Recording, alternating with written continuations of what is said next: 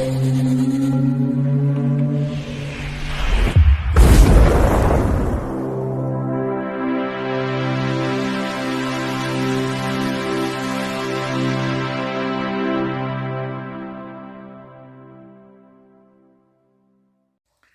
Bayek, it's me Ian. And in today's video, well, I'm continuing my look at the first season of The X-Files. And this is episode 15, Lazarus, from 1994. Previously, we'd had Gender Bender, and the next one to come is Young at Heart. Now, this was transmitted on the 14th of February, 1994, on the Fox network. And then, on the 5th of January, 1995, in the UK, it was transmitted on BBC Two. Now, this is written by Alex Ganser and Howard Gordon. The two had written before, but Alex Ganser was very much involved in writing Conduit, all these from the first season, Ghost in the Machine, also Fallen Angel, Born Again, Season 2, Dodcom. So he also was very much a producer as well, and had a massive career in creating and producing and directing series, as a massive talent. Then the director is David Nutter. He directed Ice, well thought of episode, and of course the wonderful Beyond the Sea. I just love that episode. Also Shapes, Tombs, Roland, and season 2 there was Little Green Men, Blood, 3, Firewalker, Irresistible, season 3 we have Clyde Bruckman's Final Repose, 1995. That is an award-winning episode. And then we have Revelations, 1995. And generally, he directed loads of TV series and was a producer, director. Another massive talent. Now, this, the main location that we see in this is actually in the bank. The bank, which was filmed in Vancouver, the interiors on there.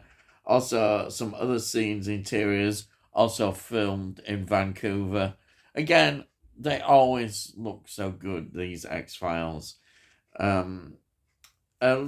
Let's go through the cast. We've got, as usual, David Duchovny as Fox Mulder and Gillian Anderson as Dana Scully. Now, this is, again, a standalone episode, and there's no of the reoccurring figures that we get as part of the general conspiracy. Actually, it's quite interesting because there hasn't been that many episodes with these characters in, even though we get the impression about the conspiracy which is going through. But just an observation there. Then we have got Christopher Allport, playing Agent Jack Willis. Now, some films that he was involved in was interesting. Dead and Buried, 1981, a very much talked about horror film. Um, To Live and Die in LA, 1985. And it was in both Jack Frost's films, first one being 1997. And quite a lot of TV series. Yeah, as usual, very much involved TV series and films. Then we've got C. Varel, who plays Lula Phillips. She was in just again so many different TV series. It's a mass of TV series, really. Yes. And we've got Jackson Davis playing Agent Bruskin. Notable film that he was in Stepfather. Wow. Stepfather, I love Stepfather. Bird on a Wire, 1990. And Freddy Got Fingered, 2001. And just lots of TV series as just a mass, really. Yeah, as usual. Now, let me give you sort of an outline of the story. It starts with this bank robbery, and we've got here Dana Scully there. She's helping out ex-boyfriend, which is Agent Jack Willis, and he's been after these bank robbers that have been going around, and he's there. He's got a strong indication that they're going to come. They must have given some information. They're going to come, and of course, the robbery does take place, but he gets shot, and then Scully, who's there, shoots the robber who shoots him, and they're both being shot. They're on the operating, the table attached to the machines to trying to revive them, and nothing is happening. But eventually, with Dana insisting that they keep going, they do get a revival. But at the same time, we see the other body of the bank robber, and he is also supposed to be twitching and reviving. And of course, this is the story that we get, that the agent is saved. They think they're all fantastic. Yeah, he's bars beating. But of course, the story is about the transference of the consciousness of the robber into the body of the agent. And then, of course, this brings in Mulder, of course. Of course, it becomes like an X-File, of course, with the transference. But though, of course, that's not immediately accepted. But because Dana now is more open to these ideas, and she does eventually accept that, because the agent just basically walks off because he's after his girlfriend. Well, it's not the agent, but it's the bank robber.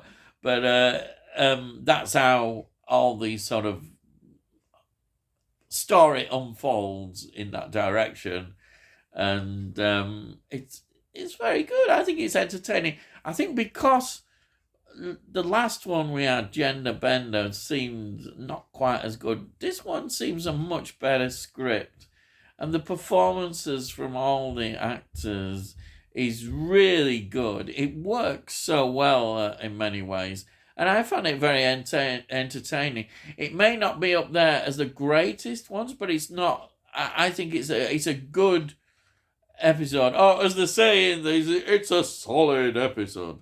I don't know what I was about to say. But yeah, it is. And I found it very entertaining. You can rewatch this one again. There's no problem. And I enjoyed learning more about Scully as well, of course, about the ex-boyfriend. We actually learned her birthday, which is the 23rd of February.